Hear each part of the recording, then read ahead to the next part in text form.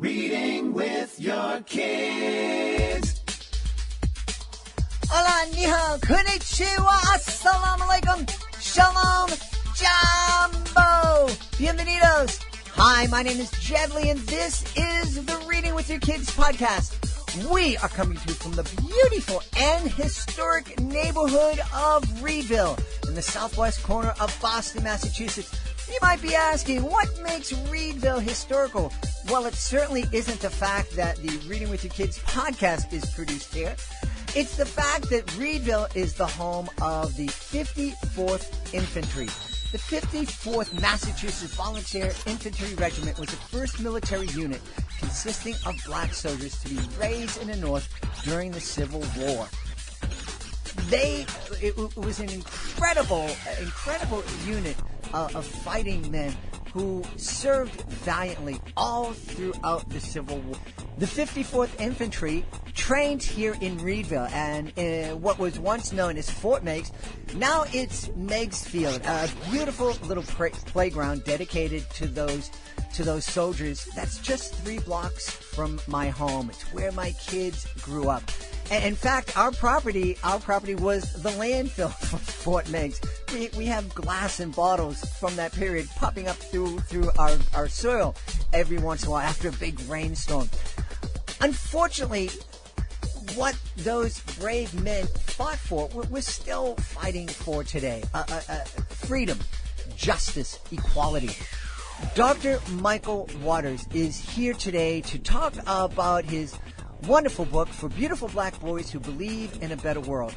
We're also going to speak about how we can come together as parents, as grandparents, caregivers, as human beings, how we can come together to make that beautiful, more just and equal world.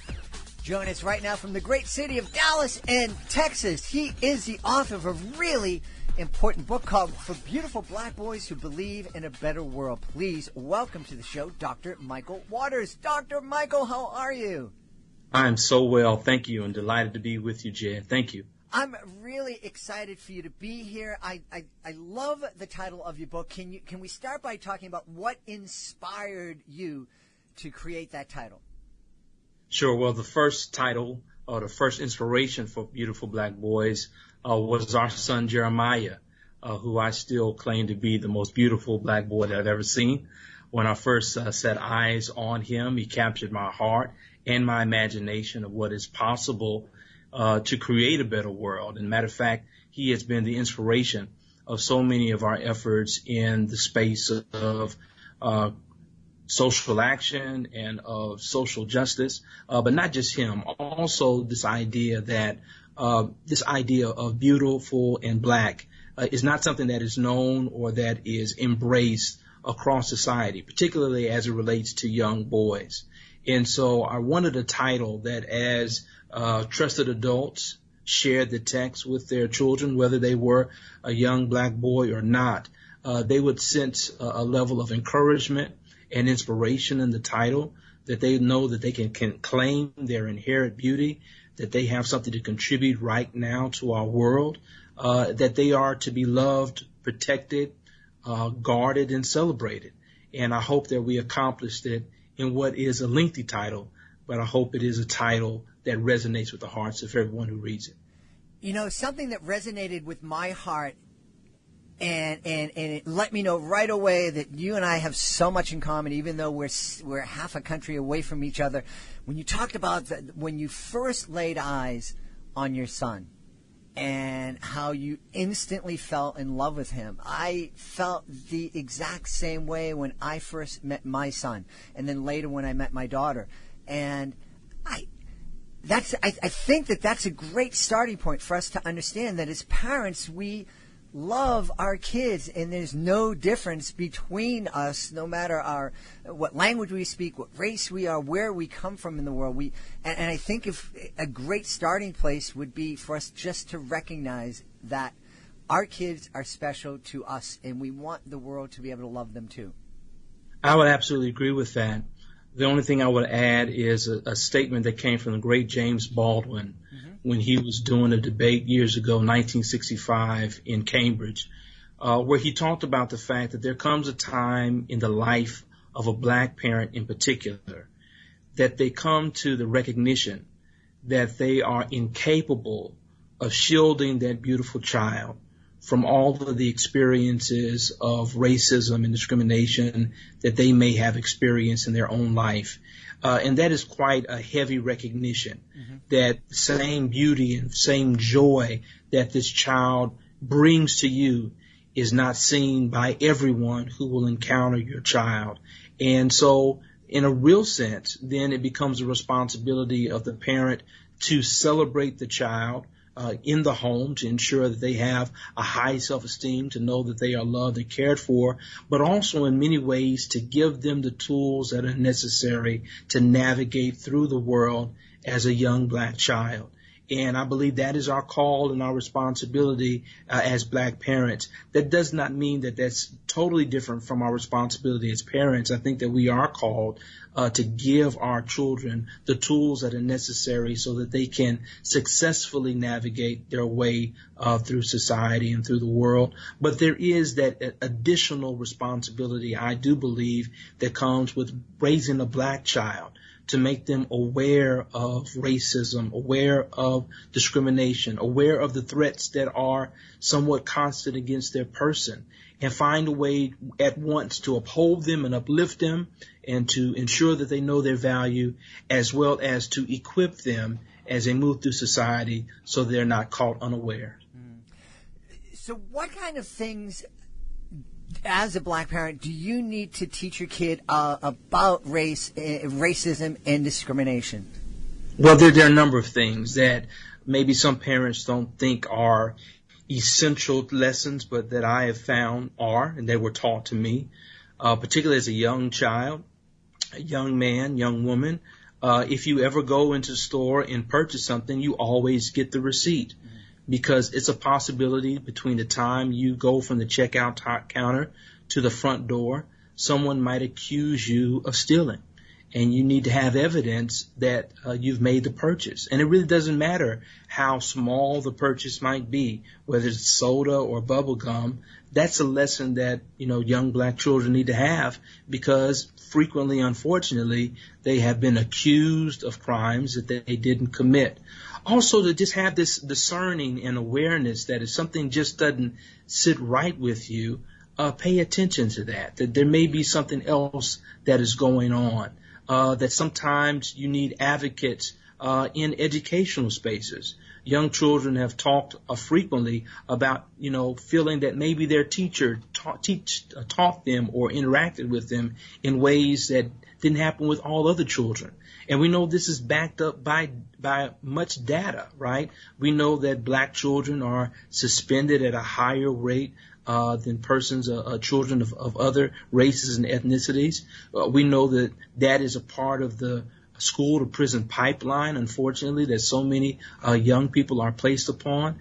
And so there are many lessons that I think are necessary and essential. We haven't even gotten to the conversation about interactions with police that so many black parents have to have conversations about with their children and their black teenagers, of how you move and how you interact with police, and let them know that you're not armed, to not make any sudden movements, to make sure that your hands are visible all the time. And these are lessons that we have to teach our children right now. We can't wait for them to have that first encounter before we give them those lessons. Because unfortunately, once again, we know that in this nation there have been young black children whose lives have been taken in encounters with police. And it is our responsibility to give our young people all the tools that they need to equip them as best we can to navigate through what is at times a very racialized society. Tell us about the story that we'll experience reading for Beautiful Black Boys.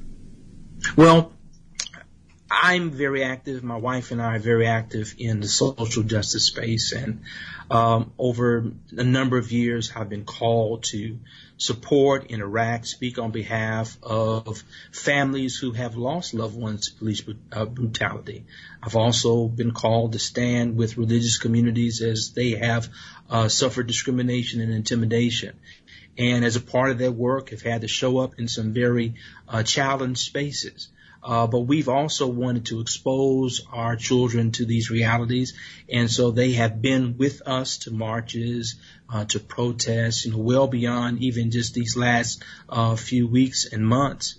And we were at a vigil for a young boy by the name of Jordan Edwards, a young boy, 15 years old, in the Dallas area, who was shot and killed by an officer by the name of Roy Oliver, who shot indiscriminately into a car moving away from him. And we were there at the vigil, and I was offering some words. And during the time of preparing to offer those words, I looked over and saw my son. And again, he's been to these protests before. He's had these experiences before, vigils before. But I looked upon him, and it looked like this was impacting him in a way that others may have not. And my assumption was that it was a child this time. And that the fact that this young man was, so close in age, still about 5-6 years apart, but was so close in age to him that he could actually visualize, if you will, this experience having been his as well. And so we got home, and my wife and I were getting ready to retire for the evening, and here comes our son standing in the doorway. I'll never forget it. He didn't announce himself. He just stood there. And when we looked up, it was very clear he wanted to say something. So we called his name, Jeremiah, and it's at that time, just in very, very clear, concise statements. Jeremiah says, I'm tired of people hurting each other. I'm tired of people hating each other because they're different. I'm tired of people killing each other. Just very clear statements. And that then brought an immediate conversation about what his experience was like, what he was feeling, and what we could do about those feelings and emotions. And interestingly enough, later that week was on a flight to Los Angeles to speak for an organization. And for whatever reason, while they're on the plane, that conversation began playing back. And before I knew it, the book began. Mm-hmm. Mm-hmm. Yeah. Such a powerful experience for you. I'm trying to put myself in your position, and I can't. I haven't lived your life. I haven't had to deal with the racism that you've had to deal with. I think that this is such an important book, not only for young black men, but for every kid to listen to. Because the message that you want Jeremiah to hear, that he is important, that his life is valued, that he is loved, that he has something to contribute to society, that's something that every kid needs to hear. Every kid needs to hear that young black men, young black boys are beautiful and they have something to contribute. And to me, that's so very, very important. And so I'm so happy that I'm sad that you had to have that conversation with your son, but I'm happy that it inspired something that I hope is going to make a difference in the world. Well, that's my hope too, and indeed I believe this book is accessible to all children and to all trusted adults, all parents who desire to inspire and uplift their children. It's not simply black children who have been observing, in particular, recent years, all of the tragedies and difficulties that we have seen both nationally and globally. And as you well know, it's sometimes very hard to have these difficult conversations with children. You want to make sure that you're sharing information in a way that does not overwhelm them, that does not depress them, but that is an honest conversation about what they're seeing, what they're observing, that is honest about their feelings, and prayerfully gives a vision or a hope of what can be done, that we're not absolutely powerless in this moment. But in fact, there have been persons who've come before you. There are persons who are working now, and prayerfully there's work that you will do in the future that will continue to make the world a better place. And that's really what we hope to accomplish with the book. And indeed, the title, while I thought it was very important, again, to uplift the beauty of blackness, particularly the beauty of blackness in the faces of black boys, because that's not something we often hear. I believe that the book itself is readily accessible to all children and all parents who will read it and who will inspire their children to create that better world.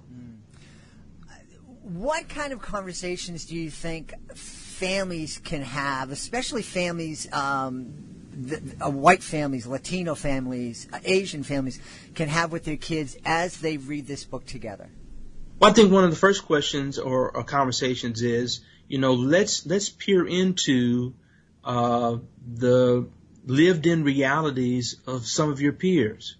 They may not be aware that these are experiences that young black children face. And just that awareness, just that connection, that sensitivity to the realities and lived-in experiences of others is a growing moment, which, frankly, if more adults had that moment, it would make for a better world as well.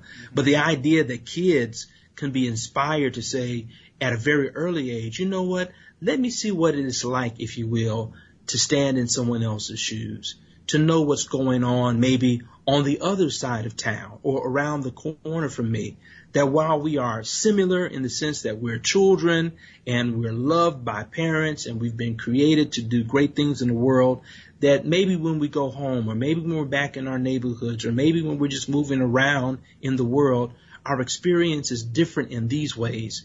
And how can we, if you will, move things to a place to where we have a greater similarity of experience, where there's not the stark contrast between growing up as a young black boy or young black girl and a young white boy, young white girl. I think those are wonderful gifts that can be held. I also think there's an awareness, right, with some of the stories that are shared in the book, some incidences of racial violence and gun violence. I think it's important for all children to be aware of these realities. Maybe they are casually aware of them because they saw it in a passing news story, or maybe they've never really talked about this within the household. I think this provides children with a well of awareness that they can draw up from to get a greater understanding of where we are currently in America, and again, the potential of where we have to go. Thus far, I've heard from parents across the country who, as recent events have gone forth in the nation, who were reaching for resources, who were reaching out to me. Michael, I don't even know where to begin. I'm so overwhelmed myself, and I know it's impacting my children. I don't know where to start. What can happen? What resources are available? And I've had to tell a number of persons, well, just hold on. I have a book coming that I think will be helpful for you. But I am grateful as a part of this book, and we're in partnership with the Muhammad Ali Center, and I absolutely want to thank Lonnie Ali, Muhammad Ali's widow, for allowing her husband's name to be attached to this work, and for the center to provide a discussion guide and activity guide that goes along with the book. We made that discussion and activity guide available right now. We didn't wait for the book to come out because we knew that parents and trusted adults were having this conversation. They needed these resources, and we wanted them to have at least the guide at their hands. And just offer the guide. I've heard from persons who have offered their thanks and gratitude to have their guide, and are now looking forward to receiving the book along with the guide to get the complete picture. So important. There's so much that you said there. One of the things that I think is so important for us to share with our kids, and it's something that I've been aware of for my life, but it became especially clear to me in this time of pandemic and quarantine. And the phrase I heard over and over again was, hey, we're all in the same storm together. And that's true, but we're not all in the same boat. Yes. You know, and I think that is so incredibly important for us to understand. It's something that, you know, my wife and I have spoken about now. Our kids are older, they're adults, they're on their own. You know, we are comfortable, you know, we're in a position where we didn't lose our jobs and we don't have toddlers and all that other, and we thought about what life would be like if, you know, this were happening when our kids were toddlers or in middle school. And so I think that's a really important skill for us to teach our kids, is to put themselves in the places of their peers, of their neighbors, of folks who are in different boats. Absolutely. I mean, that is, at the end of the day, and some may say it's a cliche, but it really is true. When you really drill it all the way down, we're the same. Mm-hmm. We desire to love and to be loved. We desire to be cared for and to care for others. There's no difference in the aspirations that one parent has for their child versus another parent for their child. We all, to a large extent, aspire for the same things. However, the way policies and other things have been enacted over time, it makes those experiences challenging. And I know quite well what you're saying. I serve in an area in Dallas that is overwhelmingly impoverished, and there have been a number of kids who have contracted COVID within our community because their parents are considered essential workers, and not essential workers in the stance of doctors per se or necessarily nurses, but low-wage workers who are uplifting the whole of society.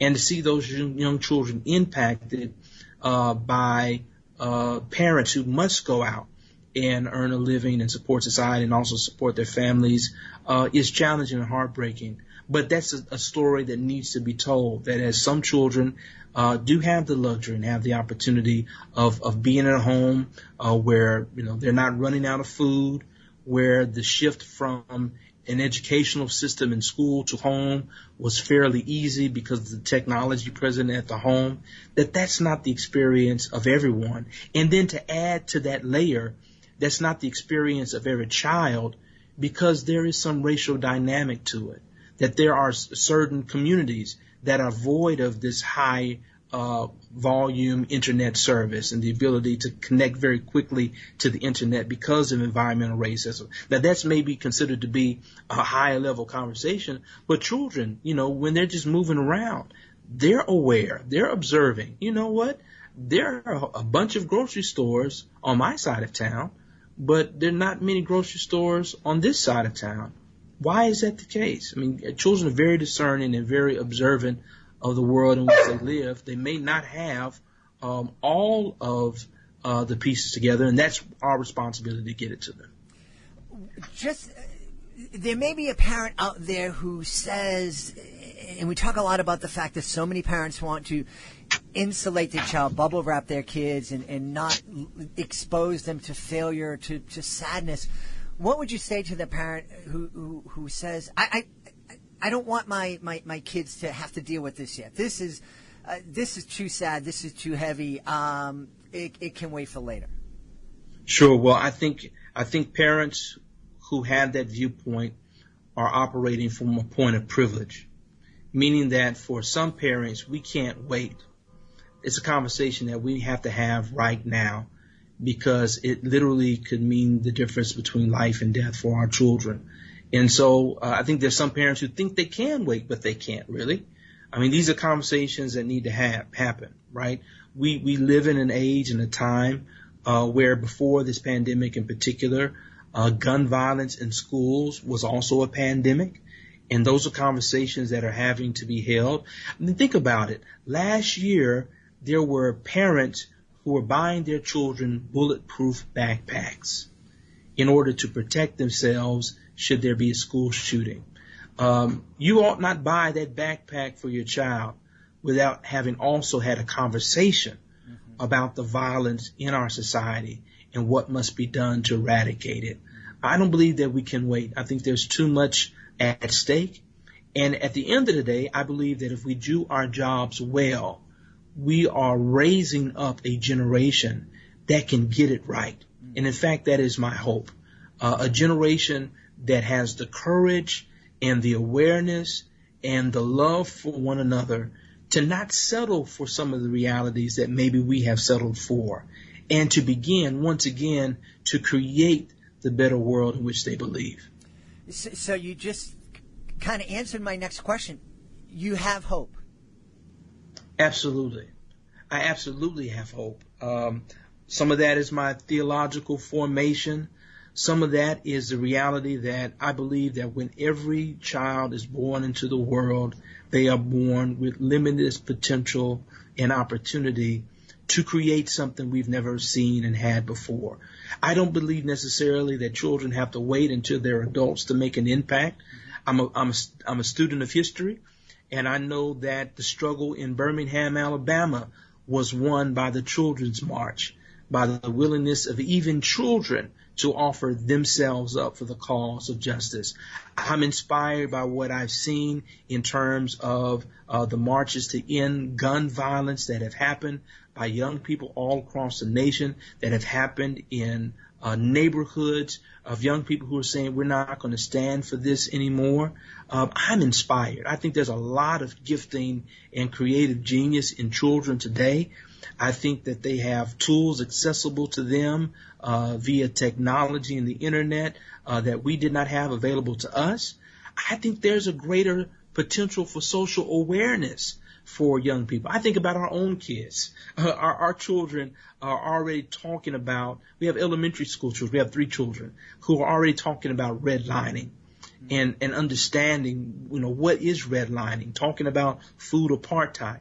What it means for certain communities not to have access to food and not to have access to healthcare. These are conversations that young people are having. They're having a conversation. Young people are all across America right now about violence and about eradicating that violence. I say we fan those flames and make them grow stronger, the burning within our young people to make the world a better place. And I say that we give them the best that we can right now, the best information, the best tools, the best resources we can that will enable them and inspire them in their drive.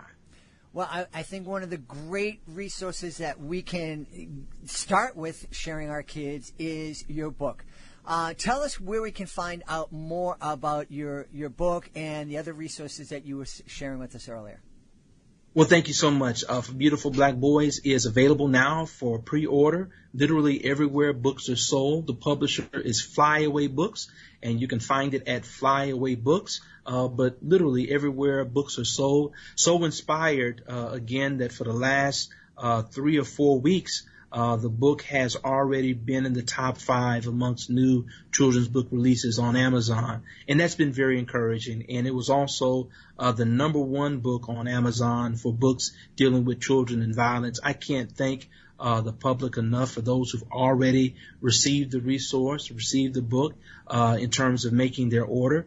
And I'd encourage everyone who would like to have these conversations with young people and inspire them to make our world a better place to make their purchase as well. Awesome. We've had a really inspiring conversation with the author For Beautiful Black Boys Who Believe in a Better World, Dr. Michael Waters. Dr. Michael, thanks so much for being with us. It's been my joy. Thank you so much. Please be sure to join us for the next edition of the Reading with Your Kids podcast. Our guest will be our Dean of all things STEM and STEAM, Jennifer Swanson. She'll be here to talk to us about her brand new book, Beastly Bionics. That's the next episode of the Reading with Your Kids podcast. I want to thank the folks who made today's show so very wonderful. Of course, we want to thank our guest, Dr. Michael Waters.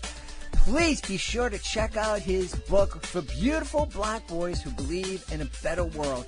Please commit to working with Dr. Waters, with me, and with everyone to create that better world for Dr. Waters' son and for all of our kids and grandkids. I also want to thank my incredible team. I want to thank my producer, Fatima Khan, my awesome author ambassador, Peggy Cotto. I want to thank my beautiful wife for all the support she gives me. I want to thank you. Thank you so much for joining us today, and thank you so very much for having the courage to work together to make this a better world. I'll be looking for you in the next edition of the Reading with Your Kids podcast.